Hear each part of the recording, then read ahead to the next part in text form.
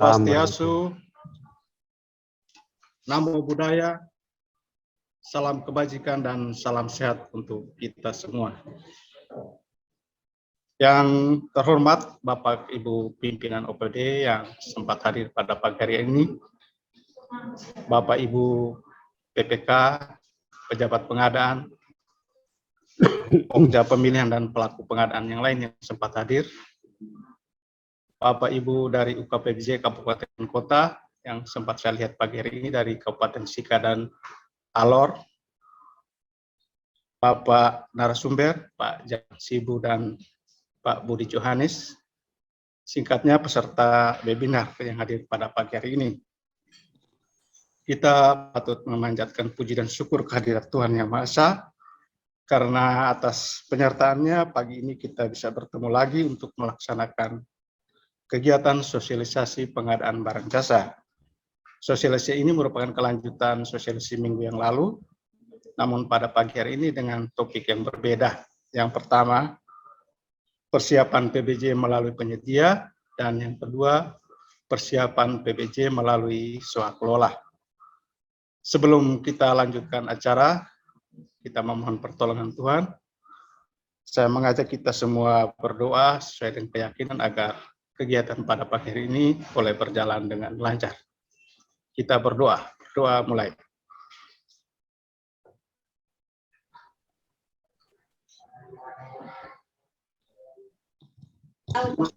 Selesai.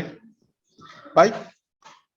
Selanjutnya untuk memperlancar kegiatan ini, saya serahkan ke Pak Luki sebagai moderator untuk memandu acara selanjutnya. Silakan Pak Luki. Terima kasih Pak Cornelis. Selamat pagi Bapak Ibu semua. Salam, Shalom. salve, Salve. Om Swastiastu, Namo Buddhaya, dan salam kebajikan.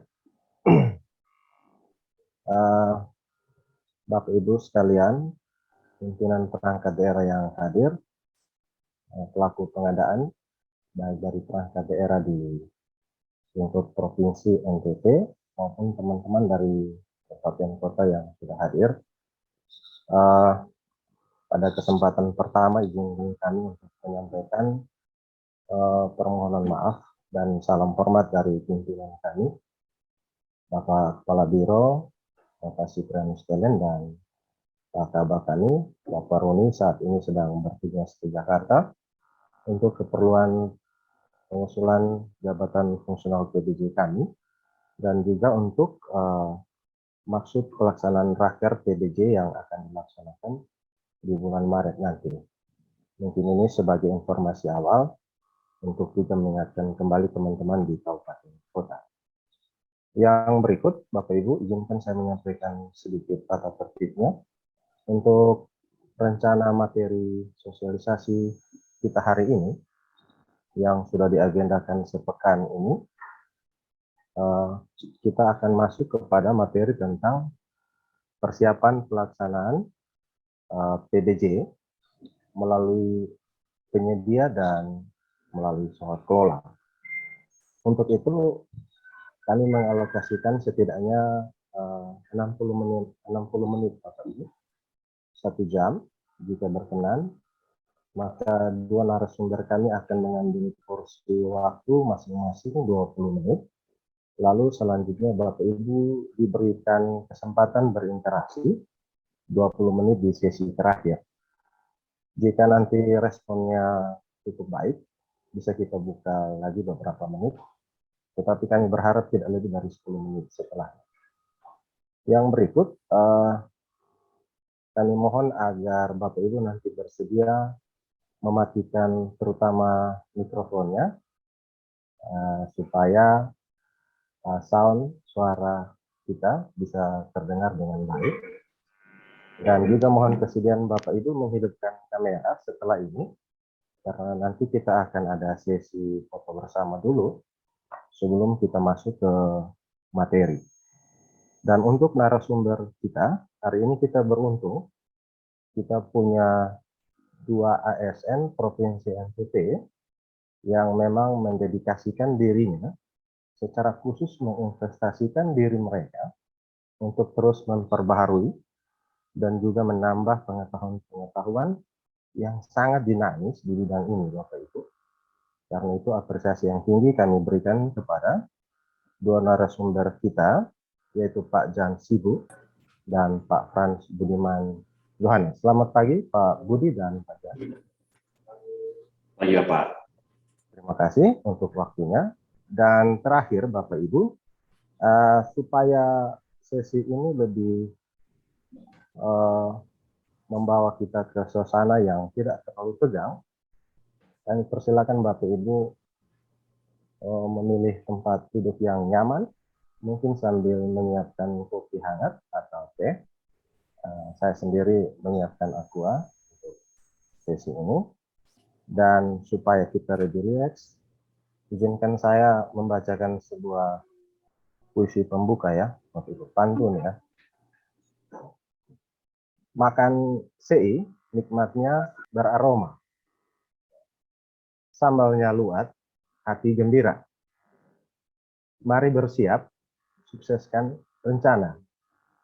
Siap memilih, jangan ditunda. Kami berikan kepada Pak Jan Sibu dengan materinya tentang persiapan PBJ melalui penyedia dengan rujukan Perka LKPP 12 tahun 2021 ya. Waktu sepenuhnya 20 menit Pak Jan. Jika berkenan bisa diselipkan sedikit humor supaya penyajian kita ini mungkin lebih menarik. Terima kasih Pak Jan, silakan. Baik, terima kasih Pak Luki, moderator yang luar biasa. Saya bangga sekali bisa hadir di pagi hari ini bersama Bapak Ibu sekalian di momen yang begitu luar biasa bagi kami. Saya berterima kasih buat teman-teman Biro Pengadaan Barang Jasa yang dengan sukacita, dengan rendah hati mau melaksanakan pekerjaan yang bermartabat ini bagi kita semua. Kiranya apa yang menjadi diskusi kita hari ini bisa bermanfaat bagi Bapak Ibu sekalian. Baik itu PPK, baik itu Pogja, baik itu pejabat pengadaan, dan kita semua sebagai bagian dari pengelola pengadaan. Izin untuk saya bisa share materi. Ya, materi yang akan saya bawakan adalah persiapan PBJ melalui penyedia. Saya pikir ini kita belum kehilangan momentum. Momentum kita saat ini adalah dalam tahapan persiapan pengadaan barang jasa. Kami sangat berharap bagi Bapak Ibu PK, Bapak Ibu Pogja maupun pejabat pengadaan yang ada di perangkat daerah sudah mulai memasuki tahapan persiapan untuk PBJ. Baik itu yang melalui penyedia, baik itu yang lewat swakelola. Kami berharap banyak dengan adanya persiapan yang mantap, itu bisa pekerjaan kita bisa dilaksanakan dengan baik. Seperti kata pepatah, kalau kita gagal merencanakan sesuatu pekerjaan, artinya kita merencanakan kegagalan kita sendiri. Bisa saya mulai. Dasar kita adalah peraturan LKPP nomor 12 tahun 2021 sebagai pengganti peraturan LKPP nomor 9 tahun 2021 tentang pedoman pelaksanaan pengadaan barang jasa pemerintah melalui penyedia. Bapak Ibu sekalian, kita bisa melihat ini adalah siklus pengadaan barang jasa pemerintah, yang mana terdiri dari yang pertama adalah perencanaan pengadaan. Kita sama-sama tahu bahwa perencanaan pengadaan sudah dilewati tahapannya. Yang berikut adalah yang berikut adalah persiapan pengadaan. Persiapan pengadaan itu dilakukan oleh PPK di lingkup perangkat daerah tersebut. Yang selanjutnya adalah persiapan pemilihan oleh pokja pemilihan maupun pejabat pengadaan. Selanjutnya, tahapan berikut adalah yang keempat, pemilihan penyedia oleh pokja pemilihan maupun pejabat pengadaan. Yang dilanjutkan dengan tahapan kelima yaitu pelaksanaan kontrak dan pelaksanaan dan tahapan keenam yaitu serah terima. Selanjutnya perlu kita ketahui bersama dalam peraturan LKPP nomor 12 tahun 2021 itu ada beberapa hal yang sudah sangat jelas termuat di dalam peraturan tersebut, yaitu tentang pedoman pelaksanaan pengadaan terdiri dari lampiran 1, lampiran 2, lampiran 3, dan model dokumen pemilihan yang terdiri dari lampiran 4, lampiran 5, dan lampiran 6. Itu akan bisa Bapak Ibu dapatkan lewat situs LKPP. Baik, selanjutnya kita masuk ke tahapan persiapan pengadaan. Kapan persiapan pengadaan itu dapat dimulai? Bapak Ibu sekalian, seperti yang kita ketahui, untuk pekerjaan yang bersumber dari dana APBN dapat dilaksanakan setelah RKA Kementerian Lembaga disetujui oleh DPR. Sedangkan pada pekerjaan yang bersumber dari anggaran APBD dapat dilaksanakan setelah RKA perangkat daerah disetujui oleh DPRD.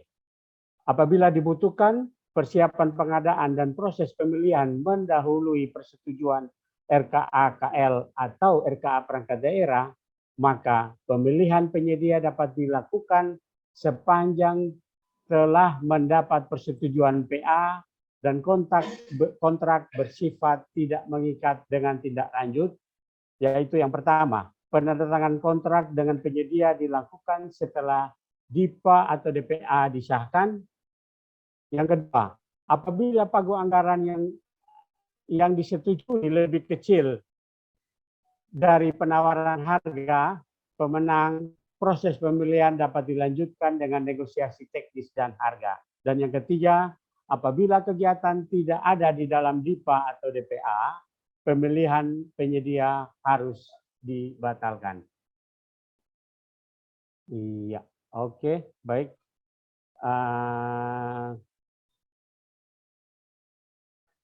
Ternyata muncul, ya mungkin kita hal baru yang diatur di dalam hal persiapan pengadaan, yaitu PPK melakukan review. Sebenarnya ini bukan hal yang baru, tetapi ini baru menjadi hal baru bagi kita karena kita baru melakukan sekarang. Padahal ini sudah disyaratkan dari aturan-aturan sebelumnya. PPK wajib melakukan review dokumen perencanaan pengadaan terkait kewajiban untuk menggunakan produk usaha kecil serta koperasi dari hasil produk dalam negeri paling sedikit 40% dari nilai anggaran belanja barang jasa kementerian lembaga maupun pemerintah daerah.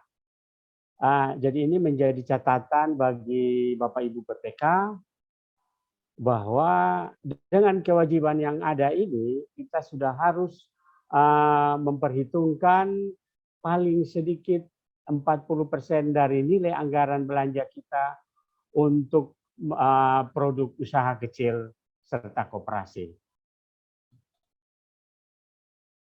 Baik, selanjutnya kita masuk pada tahapan persiapan pemilihan penyedia. Pada tahapan persiapan pemilihan penyedia ini, perlu disiapkan dokumen persiapan pengadaan melalui penyedia. Setelah itu dilakukan review oleh UKPBJ dalam hal ini Pokja Pemilihan maupun oleh pejabat pengadaan. Dilanjutkan dengan menerapkan metode pemilihan, metode evaluasi penawaran, dan metode penyampaian dokumen penawaran. Dilanjutkan dengan penyusunan jadwal pemilihan, penyusunan dokumen pemilihan, dan dokumen pemilihan itu sendiri. Tapi pada pagi hari ini kita hanya akan membahas tentang review oleh UKPBJ atau pejabat pengadaan. Pengertian umum. Review dokumen persiapan pengadaan barang jasa dapat didefinisikan sebagai aktivitas menelaah dokumen persiapan pengadaan barang jasa dengan tujuan untuk memastikan bahwa dokumen persiapan pengadaan barang jasa mendukung proses pemilihan penyedia barang jasa yang sesuai dengan prinsip-prinsip pengadaan barang jasa. Adapun dokumen persiapan pengadaan barang jasa melalui penyedia ditetapkan oleh PPK meliputi spesifikasi teknis atau kerangka acuan kerja. Spesifikasi teknis untuk pekerjaan konstruksi, sedangkan kerangka acuan kerja untuk pekerjaan pengadaan barang, jasa lainnya, dan konsultansi. Yang berikut adalah harga perkiraan sendiri atau HPS, dan yang terakhir adalah rancangan kontrak yang di dalamnya mengatur tentang ketentuan uang muka, jaminan uang muka, jaminan pelaksanaan, jaminan pemeliharaan, sertifikat garansi, dan penyesuaian harga.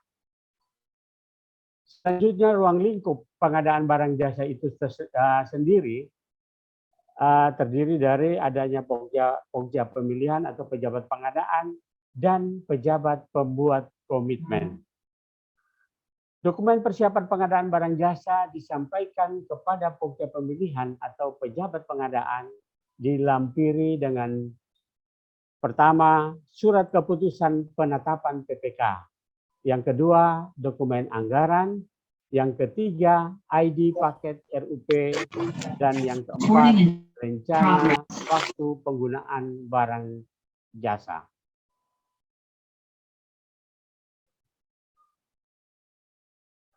Hal-hal yang akan direview oleh Pokja itu ada 8 unsur. Yang pertama adalah spesifikasi teknis atau kerangka acuan kerja. Yang kedua, harga perkiraan sendiri atau HPS. Yang ketiga, rancangan kontrak. Yang keempat, dokumen anggaran belanja. Yang kelima, ID paket RUP. Yang keenam, waktu penggunaan barang jasa. Yang ketujuh, analisis pasar. Dan yang ke-8 adalah uraian pekerjaan, identifikasi bahaya, dan penetapan risiko pekerjaan terkait keselamatan. Kita akan membahas bersama ke-8 unsur yang akan dipakai sebagai dasar untuk dilakukan review oleh Pokja maupun oleh pejabat pengadaan. Review dokumen persiapan pengadaan itu yang pertama tentang spesifikasi teknis atau KAK dan gambar dengan memperhatikan A.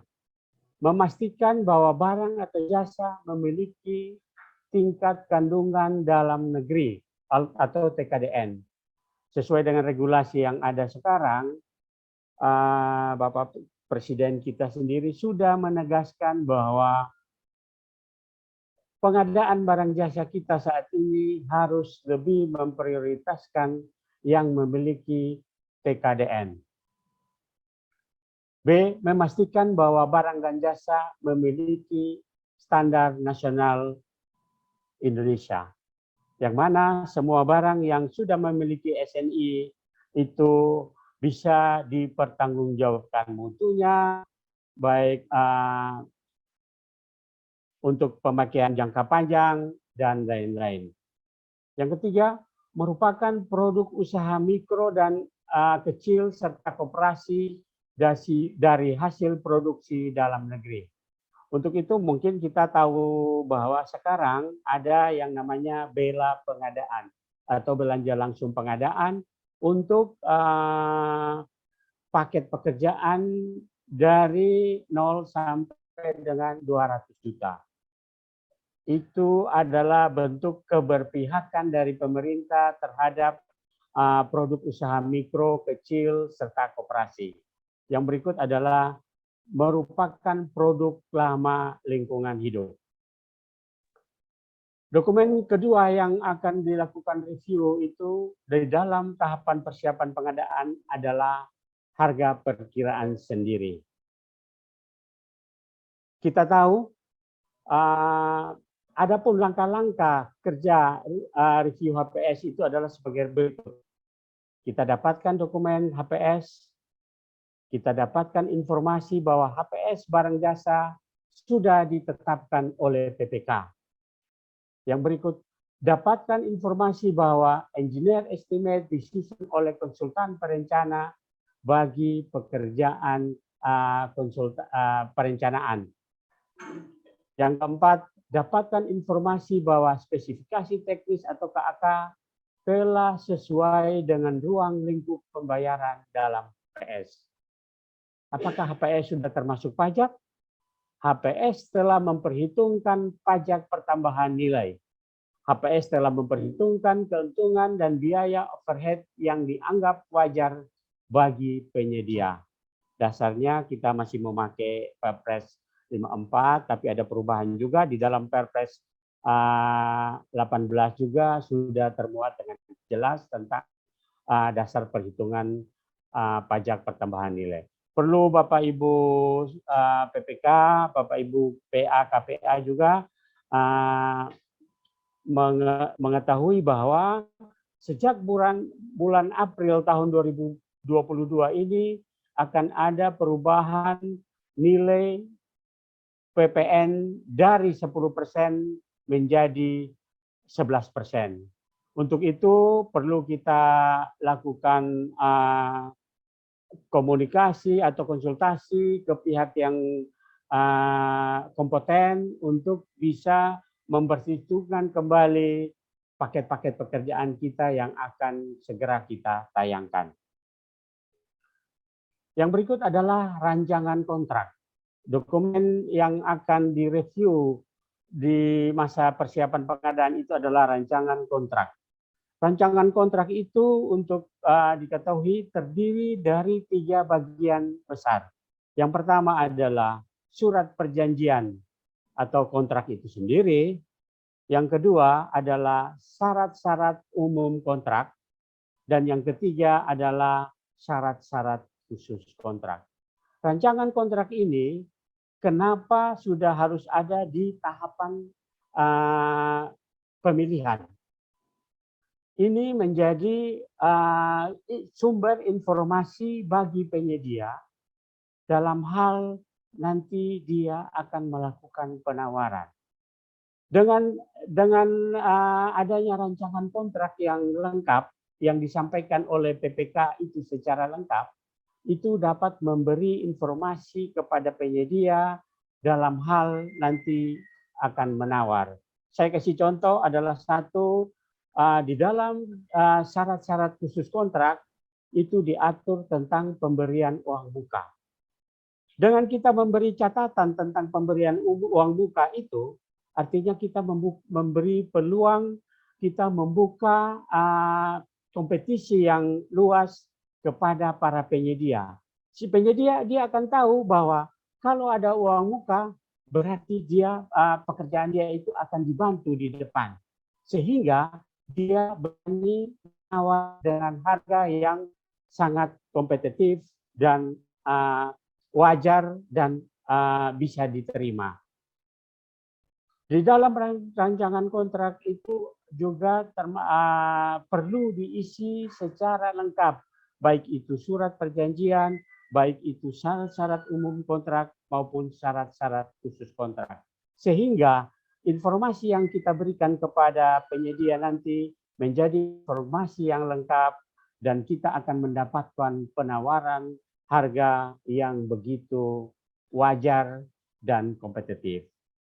Yang berikut, yang keempat adalah dokumen anggaran belanja DIPA, DPA atau RKA KL, RKA PD yang telah ditetapkan. Dengan adanya penetapan DIPA atau DPA atau RKA KL atau RKA PD itu artinya bahwa dapat dipastikan sumber pembiayaan itu ada. Yang berikut adalah yang kelima, ID paket RUP. Perlu kita ketahui Bapak Ibu sekalian, baik Bapak Ibu PA, KPA maupun PPK, bahwa untuk sesuatu paket itu dapat ditenderkan itu harus melewati pengisian rencana umum pengadaan. Dengan adanya rencana umum pengadaan itu, kita sudah memberi informasi kepada penyedia, baik kepada stakeholder kita, yaitu penyedia, Pokja, PAKPA, PPK, juga pejabat pengadaan, sehingga informasi yang ada itu bisa dipakai, bisa digunakan untuk kelanjutan pekerjaan, paket pekerjaan yang akan kita tayang. Yang berikut adalah waktu penggunaan barang jasa. Bapak Ibu PPK yang kami kasihi, bahwa waktu penggunaan barang jasa ini sangatlah penting. Kenapa harus kita sampaikan? Artinya, hasil akhir dari pengadaan barang jasa yang kita adakan itu adalah penggunaan barang jasa itu sendiri. Nah, kalau waktu penggunaan barang jasa itu kita tidak bisa menentukan dengan baik dan benar, artinya perencanaan kita itu tidak jelas. Barang yang kita ini adakan itu, setelah ada kita tidak tahu kapan mau kita gunakan. Dan ada banyak cerita bahwa barang yang setelah diadakan tidak bisa digunakan dan menjadi mubazir. Ini yang perlu kita hindari. Yang berikut adalah analisis pasar. Analisis pasar yang apakah analisis pasar sudah dilakukan? Ada dua hal besar yang perlu dipersiapkan dalam hal analisis pasar. Yaitu yang pertama tentang analisis pasar ketersediaan penyedia. Bapak Ibu PPK perlu melakukan analisis pasar terhadap ketersediaan penyedia. Jangan sampai paket yang kita akan umumkan itu tidak ada peminat atau tidak ada penyedia yang siap untuk menawar di daerah kita. Untuk itu jangan sampai terjadi kegagalan. Yang berikut adalah analisis pasar tentang harga pasar. Ini perlu dilakukan oleh Bapak Ibu PPK. Dan semua proses analisis pasar ini perlu didokumentasikan sehingga menjadi jejak audit yang baik, jejak audit yang bisa kita simpan nanti kalau diperlukan bahwa kita punya dokumentasi yang bisa dipakai sebagai bahan audit. Dan hal yang terakhir yang akan direview adalah tentang uraian pekerjaan, identifikasi bahaya, dan penetapan risiko barang jasa lainnya terkait keselamatan. Dan ini lebih kepada pekerjaan konstruksi. Bapak Ibu sekalian, dari ke-8 dokumen atau data yang dipersiapkan ini menjadi kewajiban dari kita untuk mempersiapkan data agar nanti pada saat review dokumen dilakukan, Pokja, pemilihan ataupun pejabat pengadaan diberi informasi yang cukup sehingga bisa menerjemahkan itu ke dalam dokumen pemilihan dan menghasilkan dokumen pemilihan yang benar-benar memberi informasi terbaik bagi penyedia dalam hal menawar.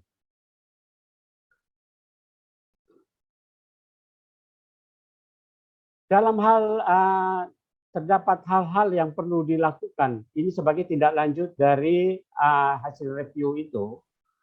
Jika terdapat hal-hal yang perlu untuk dilakukan perubahan berdasarkan review yang telah dilakukan, maka Pokja pemilihan atau pejabat pengadaan mengusulkan PPK untuk dilakukan perubahan.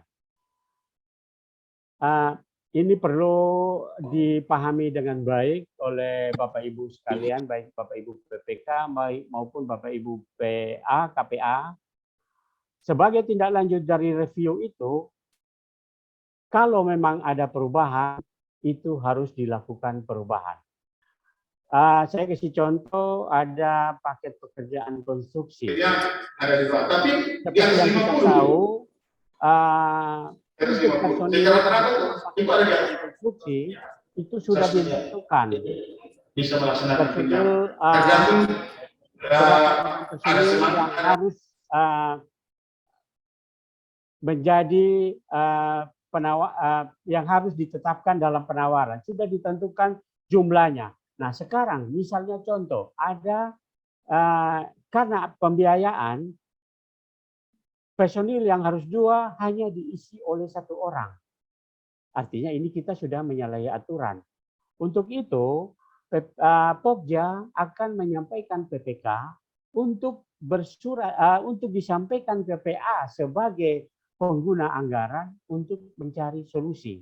Bagaimana supaya kita taat asas, supaya aturan tentang personil yang harus 2 itu bisa dipenuhi.